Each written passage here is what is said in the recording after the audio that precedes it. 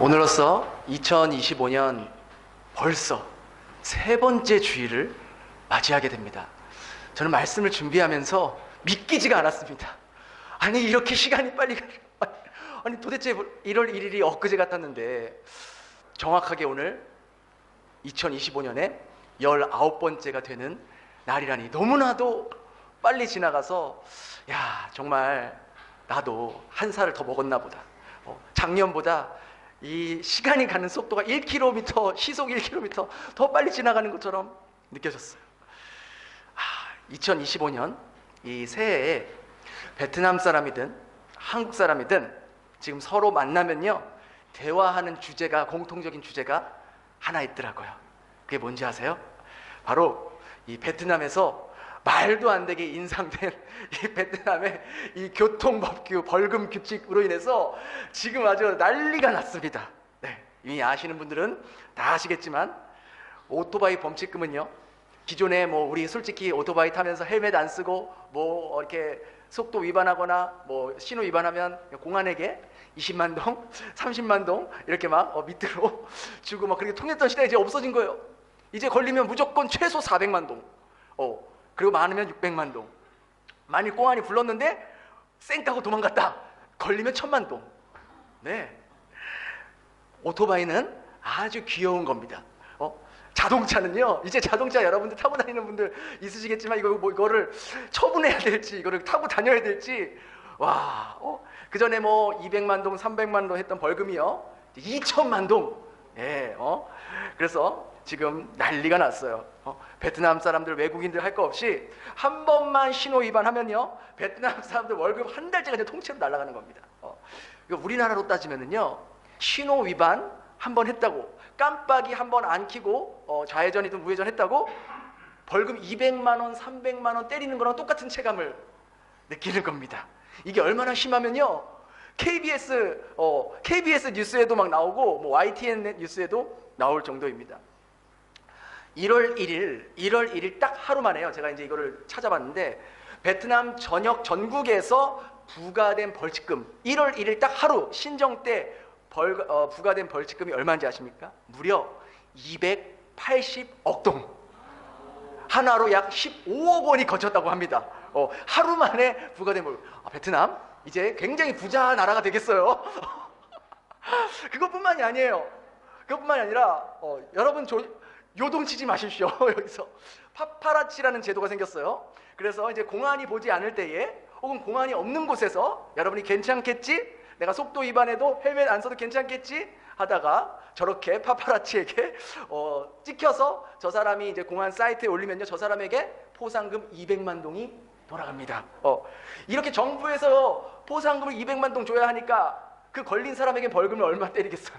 엄청 때리겠죠. 그래서요 요즘 일부 베트남 사람들은요 일은 안 하고 이렇게 박스에 숨어서 이게 실제 진짜 찍힌 거예요. 실제 베트남 거리에서 그래서 일은 안 하고요 횡단보도나 사거리에서 신호 위반하는 또 이렇게 오토바이랑 자동차 촬영만 하는 사람들이 부쩍 늘어났다고 합니다.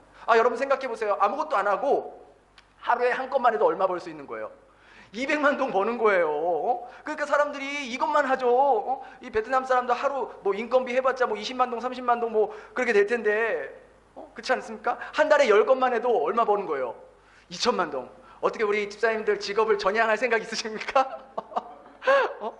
그러니까 눈에 불을 켜고 신호등에서 신호 위반하는 차량, 오토바이만 찾으려고 하는 겁니다.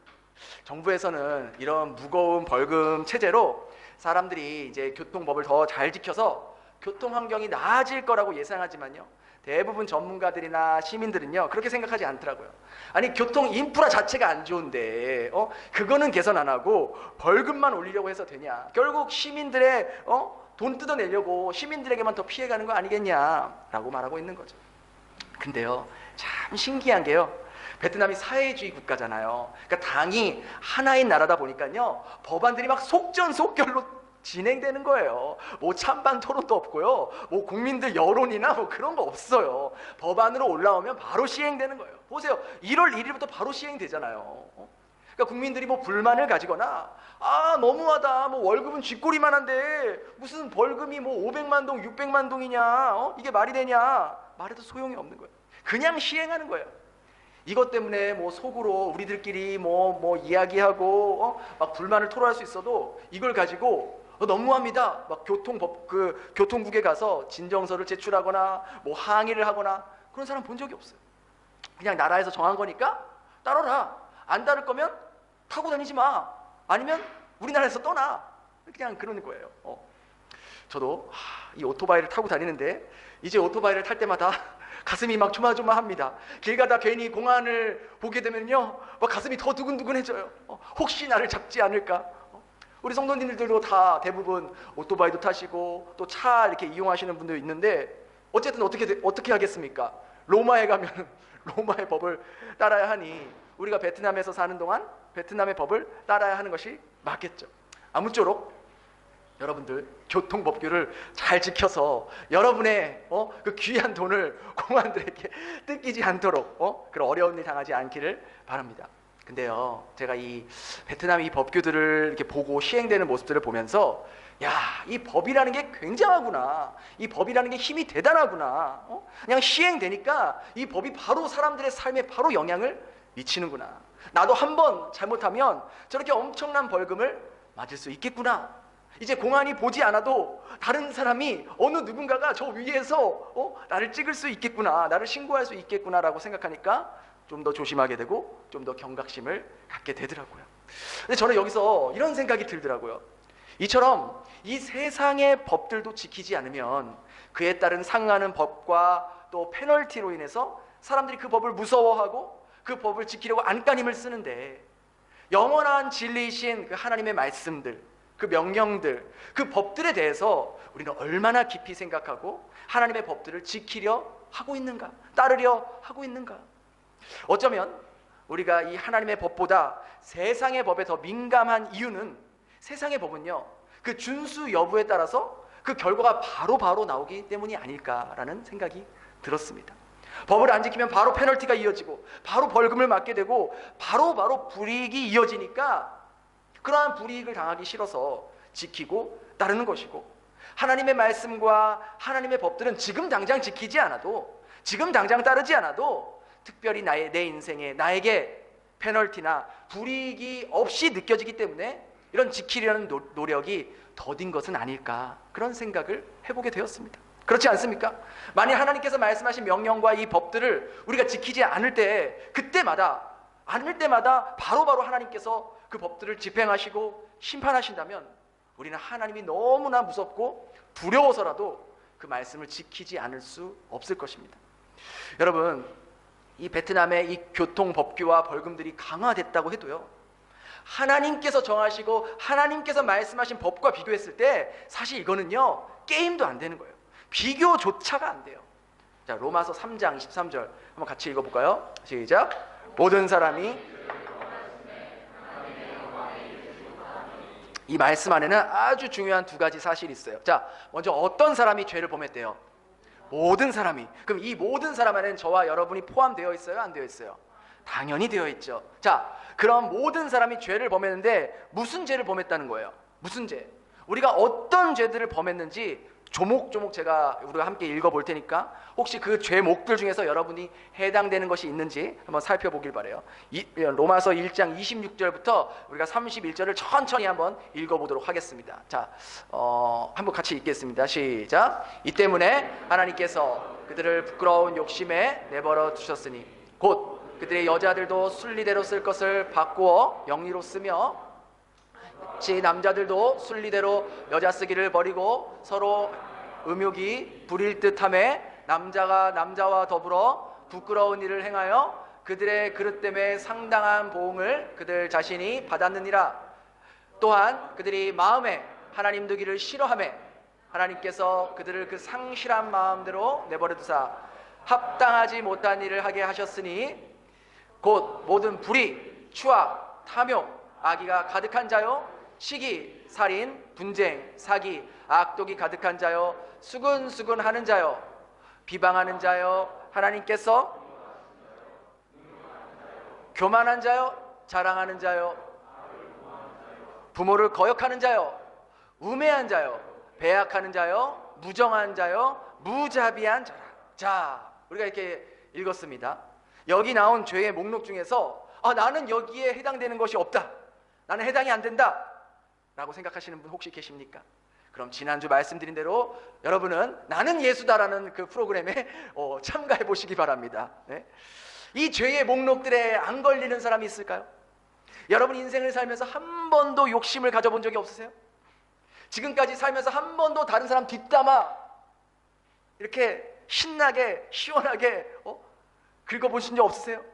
살면서 한 번도 교만하거나 내 자신을 자랑해 본 적 없으세요? 그리고 여러분은 태어나서 지금까지 부모님의 말씀에 100%다 순종하셨나요? 또 여기서 나온 배약이라는 것은 하나님의 언약을 배반한 것을 말해요. 여러분은 한 번도 하나님께서 하신 그 약속들, 말씀들을 배반하신 적이 없으신가요? 우린요, 바울이 말한 이 죄들 중에서 안 걸리는 게 없어요. 다 걸려 넘어져요. 한 사람도 하나님께서 말씀하신, 하나님께서 규정하신 그 규범에, 그 법에 자유로운 사람이 없다는 거예요. 우리가 이런 죄를 지은 자들이에요. 근데 이런 죄를 지은 자들의 그 대가가 뭔지 아세요? 그 다음 절에 나와요. 32절입니다. 자, 같이 읽겠습니다. 시작. 그들이 이같이 일을 행하는 자는 사형에 해당한다고 하나님께서 정하심을 알고도 자기들만 행할 뿐 아니라 이를 행하는 자들 다, 이런 일을 행하는 자들을 하나님께서 어떻게 정하셨대요? 어떤 형벌에? 사형에. 로마서 6장 23절에도 이렇게 나와요. 죄의 삭은 뭐래요? 사망이래요. 지금 여기서 말하는 사형, 사망은요, 우리의 1차적인 육신의 죽음, 육신의 사망도 포함되지만 2차적으로는 바로 영적인 사망, 영원한 형벌을 말하는 거예요. 세상의 법과 비교하면 하나님의 법이 어떻습니까? 말할 수 없이 무거운 거예요. 비교할 수 없는 거예요. 여러분 솔직히 세상의 법으로 내가 욕심 품거나 남들 좀 뒤에서 뒷담화한 걸로 처벌받습니까? 안 받아요. 설령 처벌받는다고 해도 뭐 명예훼손죄로 뭐 벌금 조금 받겠죠. 근데 하나님의 법에 따르면, 하나님의 법의 규정에 의하면 그 사람 뭐래요? 그 사람 무슨 선고를 받는 사람이래요? 사형 선고 받는 사람이래요. 사형 선고. 육체적인 사형 선고뿐만 아니라 영원히 죽고 싶어도 죽지 못하는 영원한 형벌을 받는 그러한 선고를 받는데요. 거짓말 한 번 한 것 때문에, 부모 말 한 번 어긴 것 때문에, 내 마음에 다른 사람 시기 한 번 한 것 때문에, 그것 때문에 하나님의 법으로는 우리가 영원한 사형에, 영원한 사망에 처해진대요. 얼마나 무섭습니까? 무슨 뭐 벌금 2천만 동, 3천만 동 하고는 게임이 안 되는 거예요. 비교가 안 되는 거죠. 이렇게 무섭고 어찌 보면 너무 과하다고 싶을 정도로 적용되는 법이 하나님의 법이라는 거예요. 그리고 저와 여러분요, 이 모두가 다 사형 선고를 받은 자리라고 성경은 명명백백히 증언하고 있는 거예요. 하나님의 법으로 따르면 저와 여러분 사형수라는 거예요. 32절 보세요. 사형 선고를 내린 걸 알고도, 하나님께서 그렇게 정하신 걸 알고도 모르는 거래요. 뭐라 그래요? 아는데도 일부러 고의적으로 그 하나님의 법을 무시하고 어기고 도리어 하나님이 싫어하는 짓만 골라서 하고 있다고 성경은 증언하고 있습니다. 어떻게 이럴 수 있을까요? 어떻게 이렇게 사형 선고를 내렸는데도 그렇게 하나님이 싫어하는 짓들만 할 수 있을까? 그건 아마도 하나님의 법을 우리가 어겨도 그 법이 바로바로 집행되지 않는 것처럼 보이기 때문일 거예요. 그렇죠? 만약 하나님께서 말씀하신 이 법 조항들의 준수 여부에 따라서 바로바로 법이 집행되면 누가 하나님의 법을 어기는 사람이 어디 있겠습니까? 거짓말하면 사형당하고, 사기 한번 쳐서 사형당하고, 다른 사람 뒤에서 뒷담화 한번 해서 사형당하고, 부모에게 한 번만 대들어도 사형당한다면 누가 이 법을 안 지키겠냐는 거죠.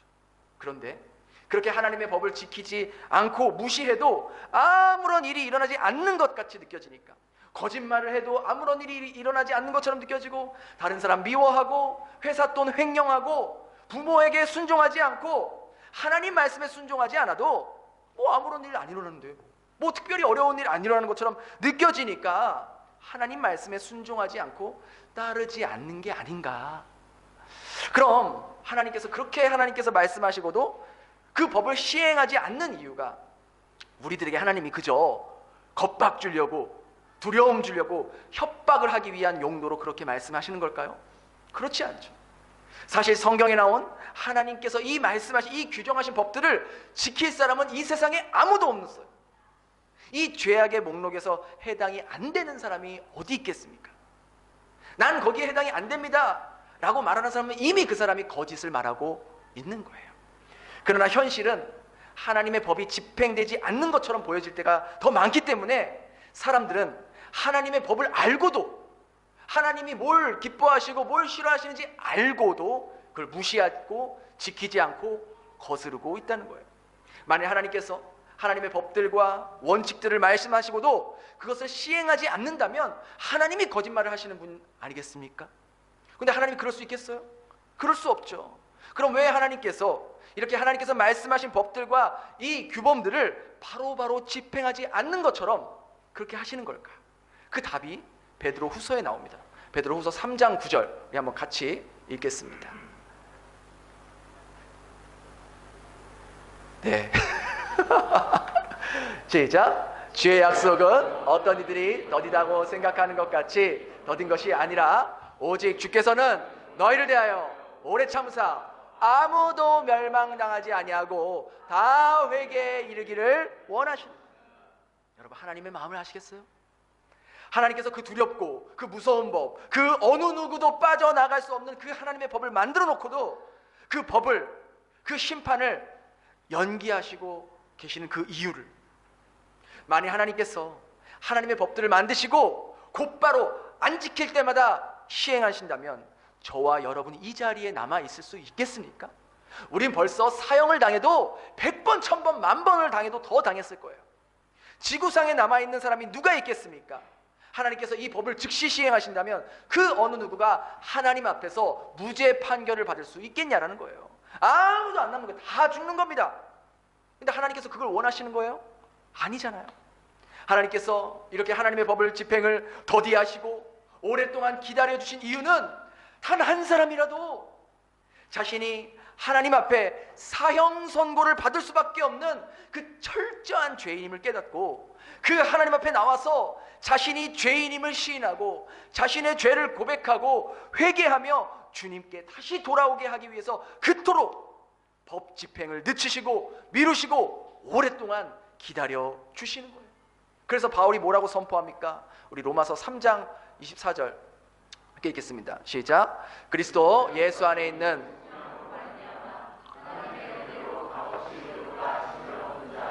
무슨 말이에요? 우리 모두는 하나님 앞에서 사형 선고를 받을 수밖에 없는 죄인이라는 거예요. 우리가 하나님의 법을 피할 수 없는 존재라는 거예요. 성경이 그걸 말하고 있는 거예요. 그래서 우리에게 하나님의 은혜가 필요하다. 너희는 하나님의 은혜 없이는 살 수가 없는 존재다. 그래서 하나님께서 우리에게 예수를 보내주신 거다. 그 예수가 우리의 사형 그 선고를 대신 받음으로 우리가 하나님의 은혜로 다시금 의로운 자로 설 수 있게 된 거다. 그것을 바울이 말하는 거예요. 여러분, 이게 바로 복음인 거예요. 이게 기쁜 소식이라는 거예요. 그러면서 바울은 이 소식을 로마 전 지역을 다니면서 외치고 선포했던 거예요. 이 복음을 믿고 이 복음대로 살고 바울이 이 복음대로 외쳤더니 무슨 일이 일어났습니까? 오늘 본문이 그걸 증언하고 있는 거예요. 우리 사도행전 19장 17절 함께 읽겠습니다. 시작. 에베소에 사는 유대인과 헬라인들이 다 이 일을 알고 두려움하며 주 예수의 이름을, 우리가 지난 시간에 살펴본 대로 그 스게와와 그 세게와의 7 아들들이 예수를 믿지도 않고 의지하지도 않으면서 그저 예수의 이름을 자신의 돈벌이의 유익을 위해서 사용했다가 귀신들 앞에서 아주 아주 큰 망신을 당했죠. 내가 예수도 알고 바울도 아는데 니들 뭐냐? 니 뭐야? 네가 말하는 예수 안에는 권세도 없고 능력도 없어 하면서 그 아들들을 짓밟고 공격해서 그들이 도망갔죠. 그리고 그 소문이 온 에베소 전 지역에 다 퍼지게 됩니다. 그래서 사람들이 정말로 그 예수의 이름을 두려워하게 되고 그 이름을 함부로 부르지 못하고 그분께 찬양과 영광을 올려드린 거예요. 그리고 또 어떤 일이 일어났어요? 우리 18절 함께 읽겠습니다. 시작. 믿은 사람들이 많이 와서 자복하여 행한 일을 알리며. 그 전에 바울을 통해서 이제 예수님을 믿었던 사람들이요, 바울 앞에 나와서 자기들의 죄와 잘못을 자복하는 놀라운 기적이 일어났습니다.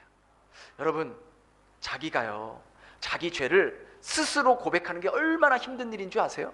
우리 솔직히 부부간에도요, 내가 잘못한 거 내가 아는데도 나 잘못했다고 미안하다고 해요, 안 해요? 안 해요. 안 해요, 안 해. 박 집사님, 뭐 잘못하면요, 우리 민 집사님께 미안해, 내가 잘못해서 해주세요. 알았죠? 우리가 다 그래요. 우리 부부간에도 내가 분명히 잘못한 거 내가 아는데 내가 먼저 미안하다고 안 한다고요. 우리가 그런 존재라는 거예요. 그런데 하물며 내 아내, 내 남편에게도 안 하는데 모르는 사람들, 다른 사람들한테 내 죄를 까발리겠어요? 못한다고요. 힘든 거예요. 누군가가, 여러분 보세요, 누군가 내 죄를 고백하고 막 찌르고 그렇게 밝히면요, 아 죄송합니다, 제가 그랬습니다, 그럽니까? 아닙니다. 오히려 그걸 더 감추려고, 무슨 말이냐, 내가 안 했다, 은폐하고 변명하려고 하는 게 사람의 심리라고요. 근데 자기 스스로 자기의 잘못을, 자기의 죄된 모습을 고백한다는 것은 죄로 오염된 인간의 자연현상으로는 불가능하다는 거예요.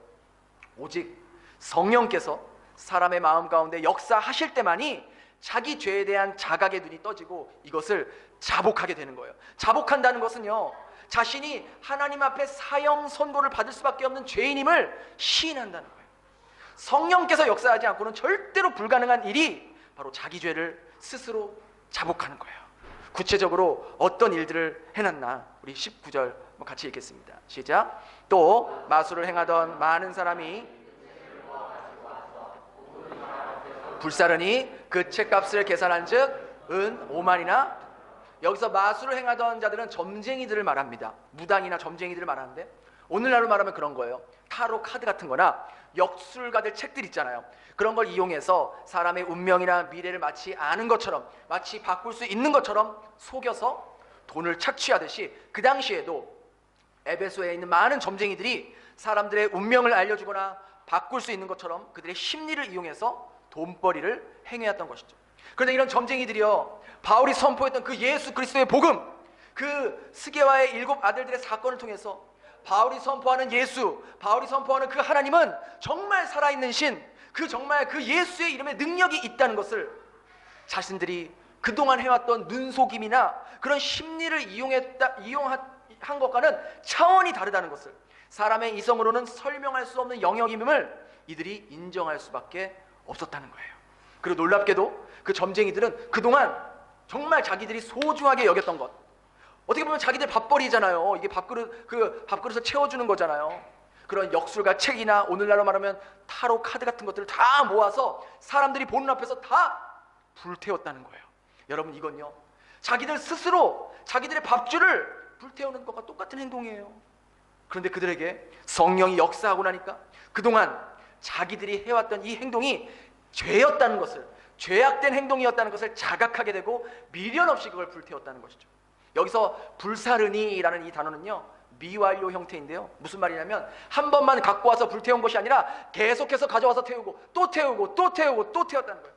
한 사람이 태우니까 또 다른 점쟁이들이 자기 것도 갖고 와서 태웠다는 그러한 의미인 거예요. 즉 성령의 역사가 한 번만 일어난 것이 아니라 계속해서 에베소 사람 가운데 이 성령의 역사가 일어났다는 증거예요. 얼마나 많은 점쟁이들이 많은 마법책들을 가지고 와서 태웠는지 오늘 본문에는 그 태운 책값이 얼마나 그래요? 무려 은 5만이라고 합니다. 당시 은화 하나는요, 한 사람의 임금이었어요. 한 사람의 하루치 임금이었어요. 그러면 은 5만이면 며칠치 임금이에요? 5만일이에요. 5만일. 여러분, 5만일이 몇 년인 줄 아세요? 빨리 계산하세요. 여러분, 졸지 않게 하기 위해서 빨리 계산하세요. 무려 5만일은요 137년입니다. 136.9년이거든요. 여러분, 이걸 월로 계산해 보세요. 137년을 월로 계산해 보세요. 빨리 곱하기 12. 졸지 마시고 1644개월입니다. 1644개월의 월급에 해당하는 비용이라는 거예요. 은 5만이. 자, 오늘날로 쉽게 계산해서 그냥 성인 남자 하루 일당이 10만 원이라고 쳐요. 그러면 5만일 동안 임금이 얼마예요? 아, 목사님 오늘따라 왜 그러셔? 시험 들게. 얼마예요? 무려 5억? 아니요, 50억 원입니다. 50억 원. 여러분 생각해 보세요. 점쟁이들의 책값이 50억 원이면 그 점쟁이들을 통해서 점을 보고 현혹 당해서 사용한 사람들의 돈의 액수는 얼마일까요? 최소 10배는 넘지 않겠습니까? 계산조차 불가능한 액수일 거예요.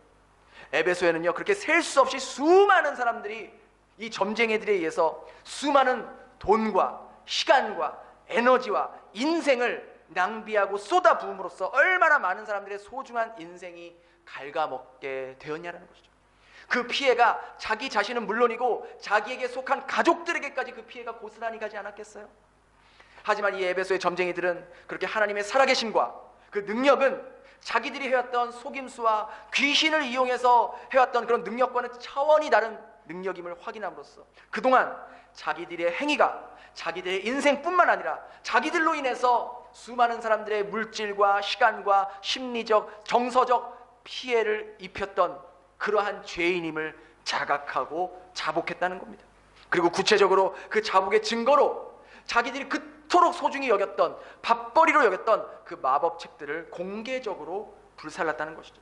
불살랐다는 것은 무슨 의미입니까? 다시는 그걸 보지 않겠다, 볼 수도 없다라는 그런 의미 아니겠습니까? 그런데요, 이러한 성령의 역사가요 2000년 전 에베소 도시에만 일어났던 게 아니에요. 지금으로부터 100여 년 전 1907년 우리나라 평양에서도 동일한 사건이 일어납니다. 1907년 2월 평양에서 하디 선교사님이 말씀 집회를 진행하고 있는데 죄에 대한 설교를 하고 있는데 갑자기 그 말씀을 듣던 한 성도가 일어나서 이렇게 고백하는 거예요. 저는 얼마 전에 교회 근처에 있는 계곡에서 홧김에 그 사람과 싸우다가 홧김에 그 사람을 밀쳐서 그 사람을 죽게 만들었습니다. 제가 살인자입니다 라고 이렇게 예배 드리는 가운데 수많은 사람들이 보고 있는 가운데 자기가 살인자라는 것, 살인 행위를 했다는 것을 시인한 거예요. 그 순간 거기 있는 사람들이 얼마나 놀랍고 소름 끼치고 막 그랬겠습니까? 그리고 그 죄의 자복을 들었던 어떤 다른 성도가 또 일어나서 고백하는 거예요. 저는 몇 년 전에 함께 동업했던 김 씨에게 거짓말을 해서 부당한 이득을 제가 챙겼습니다. 제가 죄인입니다.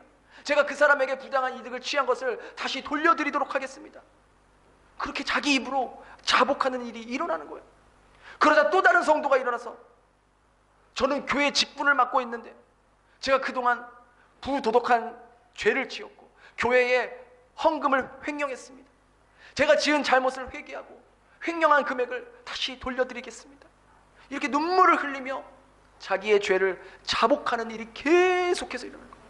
이 집회가 끝난 후에도 수많은 사람들이 목회자와 선교사님 앞에 나와서 그동안 자기들이 다른 사람에게 빌린 돈을 갚지 않았던 그러한 모습이나 부당한 이득을 취했던 거나 다른 사람 대해서 시기적으로 비판적으로 여겼던 모습들, 그런 마음들, 음란한 짓을 했던 모습들, 하나님의 목과 하나님께 마땅히 드려야 할 것을 온전히 드리지 않았던 모습들, 남들 모르게 행했던 그런 죄의 모습들을 자복하고 하나님 앞에 용서를 구하는 시간이 한동안 계속해서 이어졌던 거예요.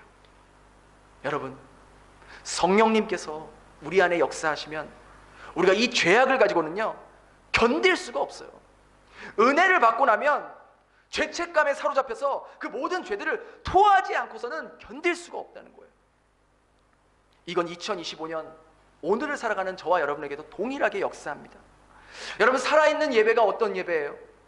하나님의 임재를 경험하는 예배가 어떤 예배입니까?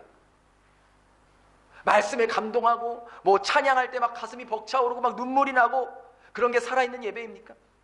하나님이 정말 내 마음을 위로해 주시고 만져주시는 것 같이 느껴지는 것이 살아있는 예배입니까? 그럴 수도 있겠죠. 그러나 하나님의 따스한 임재를 느끼기 전에 반드시 우리가 느껴야 하는 것이 있는데 그것은 바로 죄에 대한 자복이라는 거예요. 성령께서 내게 숨겨놓은 죄들을 드러나게 하시는 걸 느껴야 된다는 거예요. 죄에 대한 회개와 자복 없이는 결코 하나님의 위로와 따스함과 긍휼하심을 경험할 수가 없다는 거예요. 살아있는 예배란 성령께서 죄에 대한 지적이 있을 때 내가 그 죄를 자복하고 회개하는 일이 일어나는 예배가 진짜 살아있는 예배예요.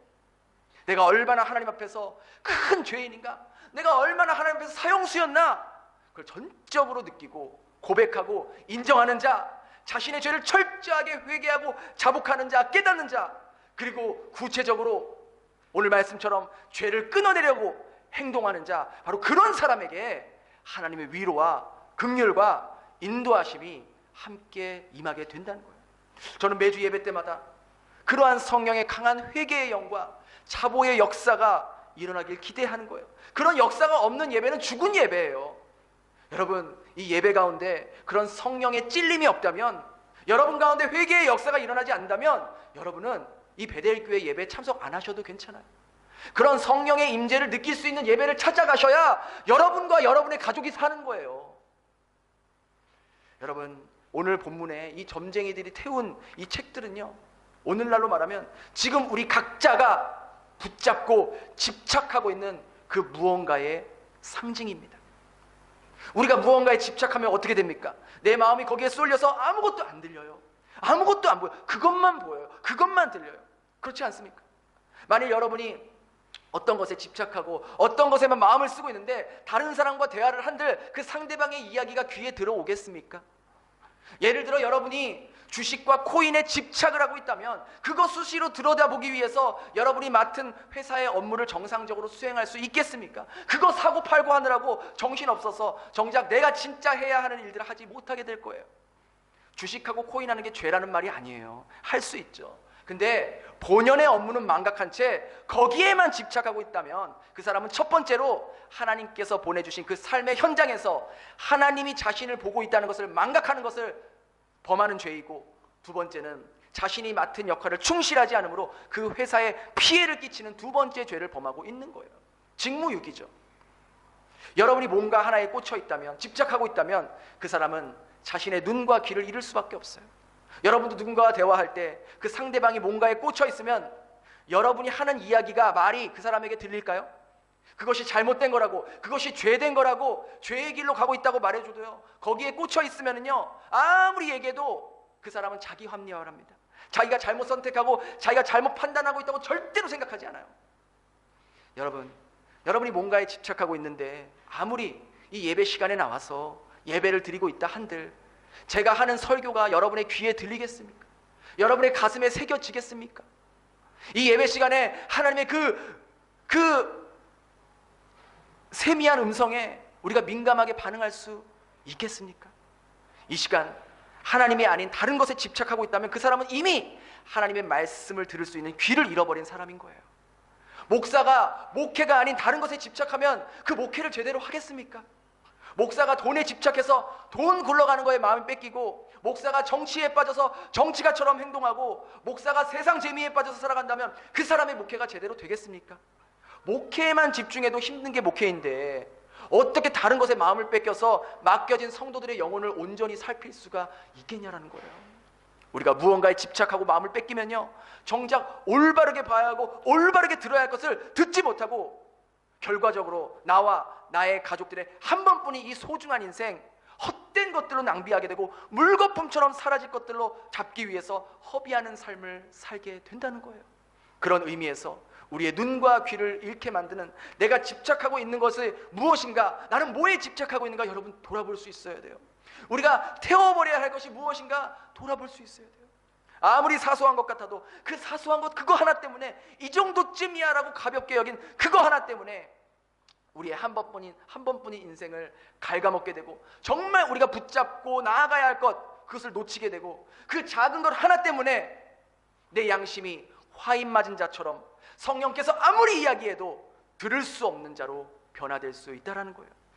에베소 사람들과 이 점쟁이들, 그리고 우리의 선조들은요, 많은 시간과 인생을 낭비하고 허비하며 살았지만 성령의 역사 앞에서 자기들이 그동안 붙잡고 집착하고 있었던 것들이 하나님 보시기에 죄악이었고, 그것이 하나님이 싫어하는 것들을 알고 깨달았을 때, 그동안 나는 당연하다고 여겨왔던 그런 행동들이 죄악이라고 느껴졌을 때, 그들은 하나님 앞에 하나님의 심판을 피할 수 없는 죄인임을, 사형수임을, 자기들이 그토록 지키고 싶었던 그것들을 불태움으로써 다시는 예전의 모습으로 돌아가지 않겠다고 다짐하며 새로운 인생을 살았습니다.